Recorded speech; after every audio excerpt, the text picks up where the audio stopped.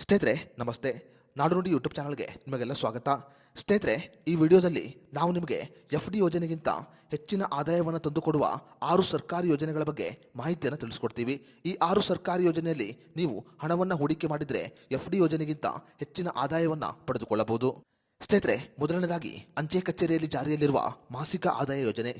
ಭಾರತೀಯ ಅಂಚೆ ಕಚೇರಿಯಲ್ಲಿ ಜಾರಿಯಲ್ಲಿರುವ ಮಂತ್ಲಿ ಇನ್ಕಮ್ ಸ್ಕೀಮ್ನಲ್ಲಿ ನೀವು ಹೂಡಿಕೆಯನ್ನು ಮಾಡಿದರೆ ನೀವು ಹೂಡಿಕೆ ಮಾಡಿದ ಹಣಕ್ಕೆ ಶೇಕಡ 7.4ರಷ್ಟು ಬಡ್ಡಿಯನ್ನು ಪಡೆದುಕೊಳ್ಳಬಹುದು. ಸ್ನೇಹಿತರೆ, ಪೋಸ್ಟ್ ಆಫೀಸ್ನ ಈ ಯೋಜನೆಯು 5 ವರ್ಷಗಳ ಯೋಜನೆಯಾಗಿದ್ದು 1,000 ರೂಪಾಯಿ ಹಣವನ್ನು ಹೂಡಿಕೆ ಮಾಡುವುದರ ಮೂಲಕ ನೀವು ಈ ಯೋಜನೆಯನ್ನು ಆರಂಭಿಸಬಹುದು. ಒಬ್ಬ ವ್ಯಕ್ತಿ ಗರಿಷ್ಠವಾಗಿ 9 ಲಕ್ಷ ರೂಪಾಯಿವರೆಗೆ ಹಣವನ್ನು ಹೂಡಿಕೆ ಮಾಡಬಹುದು.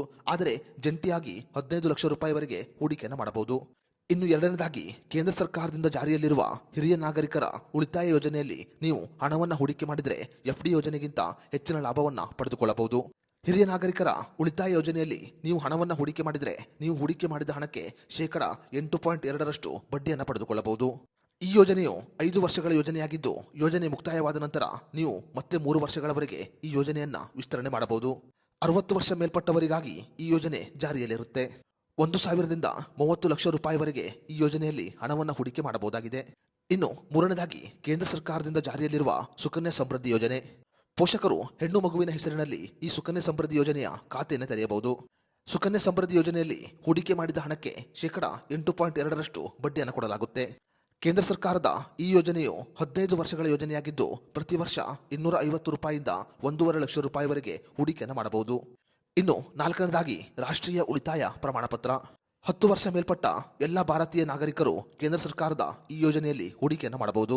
ಕೇಂದ್ರ ಸರ್ಕಾರದ ರಾಷ್ಟ್ರೀಯ ಉಳಿತಾಯ ಪ್ರಮಾಣಪತ್ರ ಯೋಜನೆಯಲ್ಲಿ ಹಣವನ್ನು ಹೂಡಿಕೆ ಮಾಡಿದರೆ ನೀವು ಹೂಡಿಕೆ ಮಾಡಿದ ಹಣಕ್ಕೆ ಶೇಕಡ 7.7ರಷ್ಟು ಬಡ್ಡಿಯನ್ನು ಪಡೆದುಕೊಳ್ಳಬಹುದು.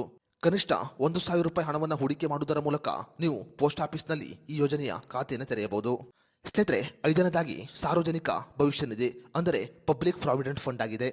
ಕೇಂದ್ರ ಸರ್ಕಾರದ ಈ PPF ಯೋಜನೆಯಲ್ಲಿ ನೀವು ಹಣವನ್ನು ಹೂಡಿಕೆ ಮಾಡಿದರೆ ನೀವು ಹೂಡಿಕೆ ಮಾಡಿದ ಹಣಕ್ಕೆ ಶೇಕಡ 7.1ರಷ್ಟು ವಾರ್ಷಿಕ ಬಡ್ಡಿಯನ್ನು ಪಡೆದುಕೊಳ್ಳಬಹುದು. ಯೋಜನೆಯ ಅವಧಿ 15 ವರ್ಷಗಳಾಗಿದ್ದು ನೀವು ವರ್ಷಕ್ಕೆ 500 ರೂಪಾಯಿಯಿಂದ 1.5 ಲಕ್ಷ ರೂಪಾಯಿವರೆಗೆ ಹೂಡಿಕೆಯನ್ನು ಮಾಡಬಹುದು. ಈ ಯೋಜನೆಯಲ್ಲಿ ನೀವು ಹೂಡಿಕೆ ಮಾಡಿದ ಹಣಕ್ಕೆ ವಾರ್ಷಿಕವಾಗಿ ಶೇಕಡ 7.1ರಷ್ಟು ಬಡ್ಡಿಯನ್ನು ಪಡೆದುಕೊಳ್ಳಬಹುದು. ಸ್ನೇಹಿತರೆ, ಕೊನೆಯದಾಗಿ, ಕೇಂದ್ರ ಸರ್ಕಾರದಿಂದ ಜಾರಿಯಲ್ಲಿರುವ ರಾಷ್ಟ್ರೀಯ ಪಿಂಚಣಿ ಯೋಜನೆ. ರಾಷ್ಟ್ರೀಯ ಪಿಂಚಣಿ ಯೋಜನೆಯಲ್ಲಿ ನೀವು ಹೂಡಿಕೆಯನ್ನು ಮಾಡಿದರೆ ನಿರೀಕ್ಷಿತ ಆದಾಯವನ್ನು ಗಳಿಸಿಕೊಳ್ಳಬಹುದು. ಅಂದರೆ ವಾರ್ಷಿಕವಾಗಿ ಶೇಕಡ 10%ರಿಂದ 14%ವರೆಗೆ ನೀವು ಆದಾಯವನ್ನು ಗಳಿಸಿಕೊಳ್ಳಬಹುದು.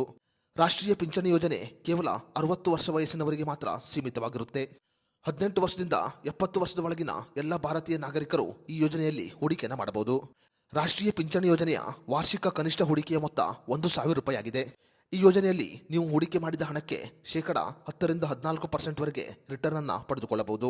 ಸ್ನೇಹಿತರೆ, ಕೇಂದ್ರ ಸರ್ಕಾರದ ಈ 6 ಯೋಜನೆಗಳು ತೆರಿಗೆ ಮುಕ್ತವಾಗಿದೆ. ಬ್ಯಾಂಕುಗಳ FD ಯೋಜನೆಗೆ ಹೋಲಿಕೆಯನ್ನು ಮಾಡಿದರೆ ಕೇಂದ್ರ ಸರ್ಕಾರದ ಈ ಯೋಜನೆಗಳು ಬಹಳ ಲಾಭದಾಯಕವಾಗಿದೆ ಅಂತ ಹೇಳಿದರೆ ತಪ್ಪಾಗಲ್ಲ.